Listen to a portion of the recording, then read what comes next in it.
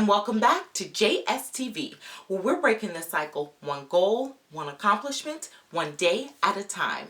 My name is Jamese, and today we are going to dial Jae S TV back just a little, and I am going to introduce you all to exactly who Jamese is by taking you through the top 15 things I learned about myself in 2019. Now, those things may have been things that I needed to actually learn, things that I just needed a little bit of a reminder about, or they could have actually been things that I needed to just have a plain old, downright, coming to Jesus meeting with myself about. So, let's get into this video. Number one, life changes. Life is filled with its highs and lows and its ebbs and flows. But no matter what we go through in life, no matter what life throws our way, we have to be able and willing to adjust, because life will continue to change and there's absolutely nothing we can do about it. And one thing that I have definitely learned in life is that it's not always healthy to keep things inside, because if we just talk to people about some of those life changes, we'll find that many other people are going through and experiencing the same exact things that we're experiencing, that we thought we were alone in experiencing. Number two, self-checks. A lot of times I'm so busy in life. I go through the hustle and bustle of taking care of my daughter, making sure she's okay, paying bills, running errands, working here, working there, that I forget to just check on myself. So one thing that I have made it a point to do in 2019, and one thing that I'm making it a point to do and carrying into 2020, is to make sure that I check on myself. I have to sometimes allow myself to feel. It's so easy to just kind of press that internal off button so that we don't actually allow ourselves to be in tune with the things that we're thinking and feeling, just because we have to keep going no matter what. But ultimately, if we keep that button turned off for longer than it should be, we will allow those things to build and build and build. And we'll forget that sometimes we just need to let it all out, whether it's going into a closet and praying, whether it's going outside and screaming, whether it's just sitting down with the person who has been making you feel a certain type of way and just actually explaining to them why what they said or did affected you and how you all can move forward from there. Number three. Now, this is a doozy for me. One thing that I have allowed myself to do and not feel guilty about just because somebody else doesn't like it is that I have reasoned that it's okay to love from afar. You don't have to allow a toxic person into your daily life or your daily space just because you all may have talked about certain things and you feel like you have forgiven that person. Number four, keep it moving. It's as simple as it sounds.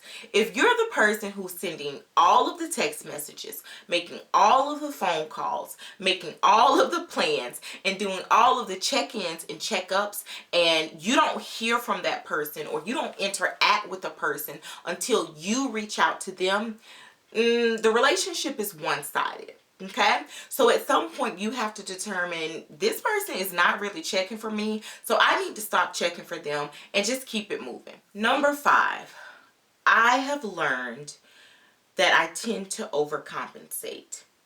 And I overcompensate with my 3-year-old little girl.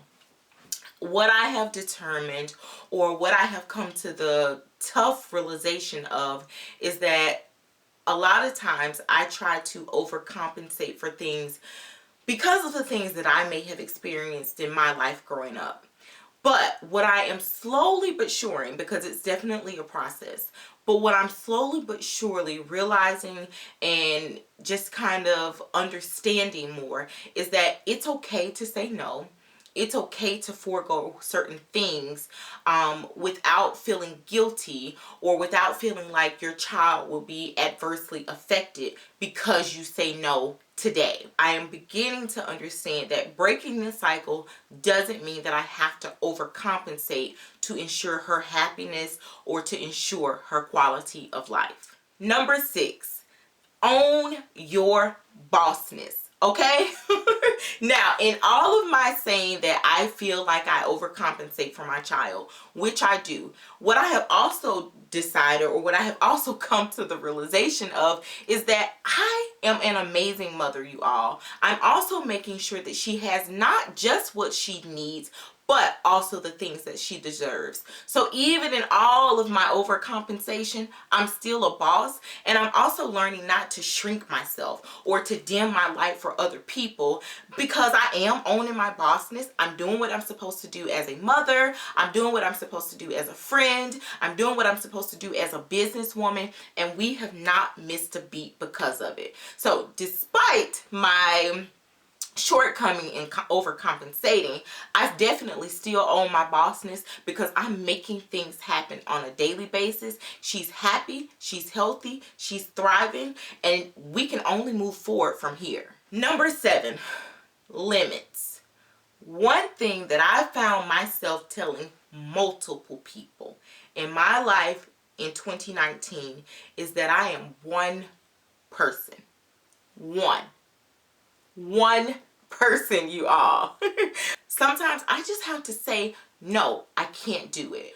I'll have to get to that tomorrow. I'll have to put that on the bottom of the list of things to do, because other things take priority. So know your limits, because you're one person, and if something happens to you, who's going to work or walk in all of that bossness that you owned in the last step? Number 8, remember your value.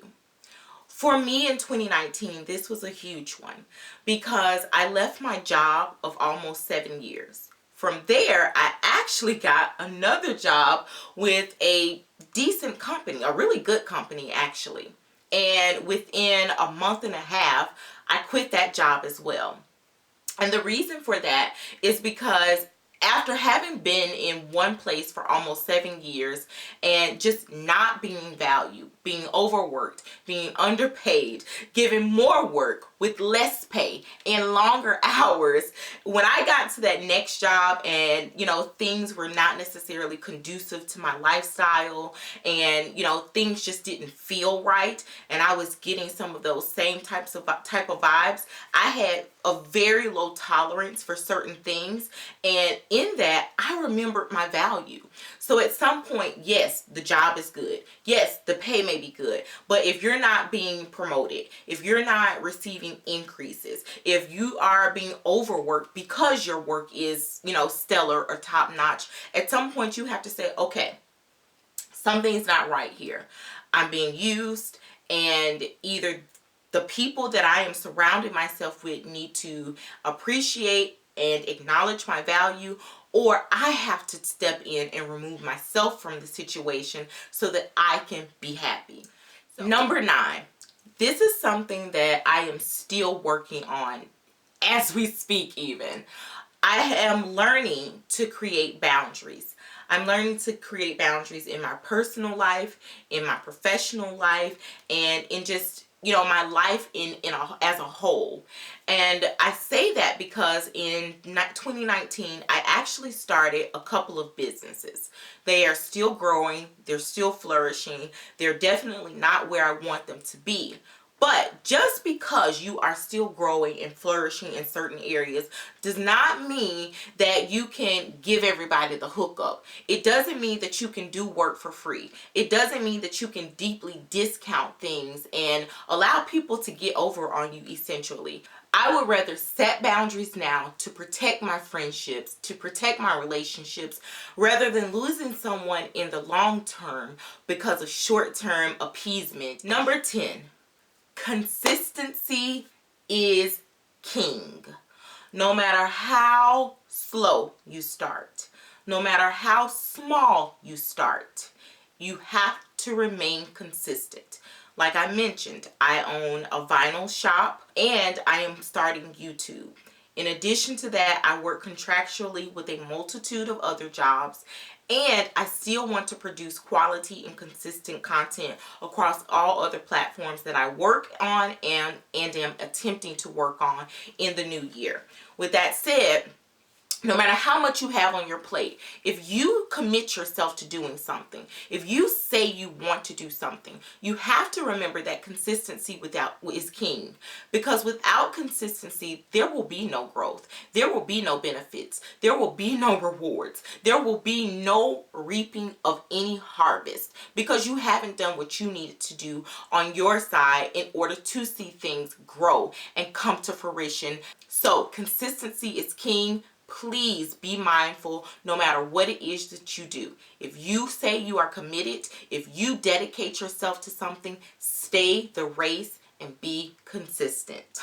Number 11, somebody is always watching. They might be watching to see your downfall. They might be watching to see you glow up. No matter why they're watching, somebody is always watching. In addition to that, you can be a role model for someone. You can be a life changer for someone. And 20 years from now, they may come back to you and say, you know, I never said XYZ to you, but I saw your hustle. I saw your grind. I saw the way you carried yourself. I saw the way that you cared about other people and wanted to make a difference and be a change. I was watching you. And because of what you did and your hard work and your diligence, I am where I am today. Now, as a former educator, I have to tell you all that this has happened to me on more than one occasion. And every time a student comes to me and says this to me, I'm always blown away. Somebody is always watching. So be mindful of that, because it can be either your benefit or it can be your downfall. Number 12, my body is a temple. Now, this is biblical. This is nothing that I am just pulling out of thin air. This is nothing that I'm just giving to you off the top of my head. The Bible tells us that our body is a temple. And with that said, I'm getting older. I already told you that I'm going to be 36 in 30 days on the 31st of January. And while everyone says that, you know, 30 is the new 20 and 40 is the new 30, the fact of the matter is that despite how we look and feel, we are aging internally. And with that said, we have to make sure that we do what we need to do internally to make sure that we are continuing to thrive externally. I need to be mindful of the things that I'm putting in my body. I need to set aside, purposely and consciously set aside time to get on my treadmill, to get on my bike. I have those things downstairs in my basement. I look at them every day, and all I see them doing is collecting dust.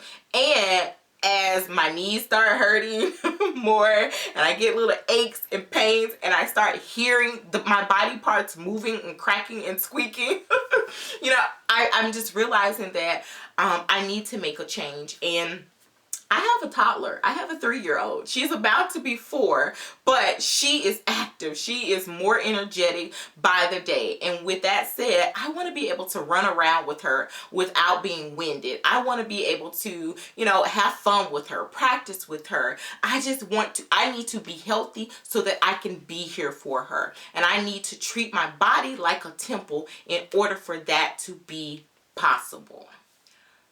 Number 13. It's okay to move on. Earlier, you may have heard me say, keep it moving. Keep it moving is to just keep going when somebody isn't checking for you and you've done all you can for the relationship. Number 13, however, it's okay to move on, is basically what I have learned in 2019 in terms of a personal relationship.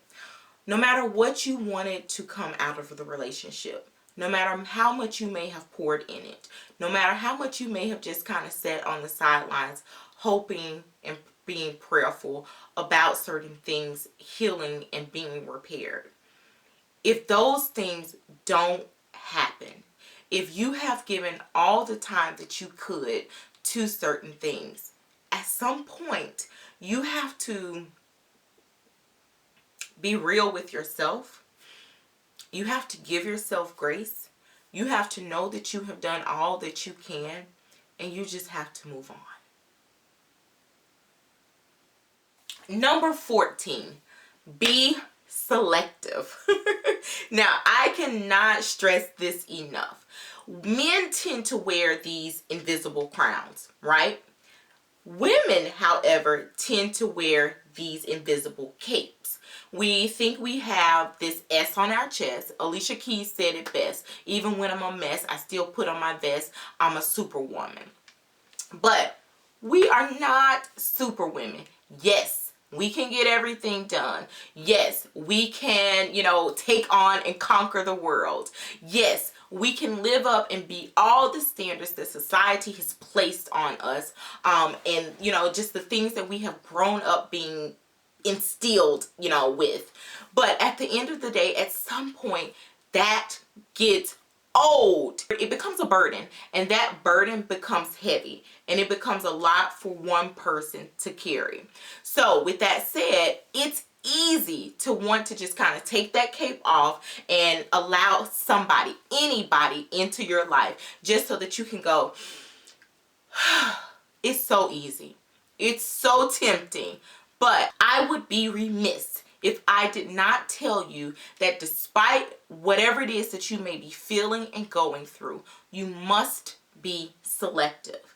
You're going to make yourself more miserable in the long run than you would ever have been if you had just waited patiently. And I'm not just taking my cape off for any old body only to be miserable a year from now. So please, ladies, I beseech you to be selective in whomever it is you allow into your personal circle and personal lives. And number 15, the top thing that I learned about myself, you all, is to live unapologetically. Like I told you, I am 35 years old. I have gone through a lot. I have seen a lot. I have experienced a lot. I have done enough, and gone through enough to last a lifetime.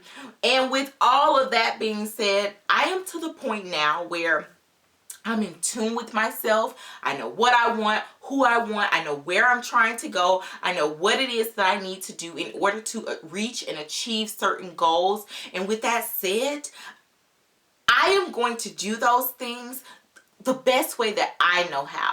I can't change for anybody. I can't live up to anyone else's expectations. I am me. Certainly I can learn and I can grow and I can develop, but I can't just stop being who I am. I love who I am, and it took a long time to get here. At 35, I am so happy, you all. I am so in love with myself at this point in life. I am so confident, so sure, and I know some of you all might be thinking, I've known you your whole life. Haven't you always been those things? Outwardly, yes. Inwardly, no, I have not. So with that said, though, I am here now. I am here today, and I am so unapologetic in all that I do, in all that I think, in all that I say, and in all that I feel, you all, and I love it. So those are the top 15 things that I have learned about myself. I thank you all so much for watching and listening to them. I challenge you all to kind of sit down and get in tune with yourselves and write out the top 10 or 15 things or even 5 things that you may have learned about yourself in 2019 and things that you want to take into 2020 with you to build upon and to grow upon based on what it is that you have learned. So thank you all so much for allowing me into your internet homes. Thank you all so much for being a part of my internet family. And I will see you all next time. Bye-bye.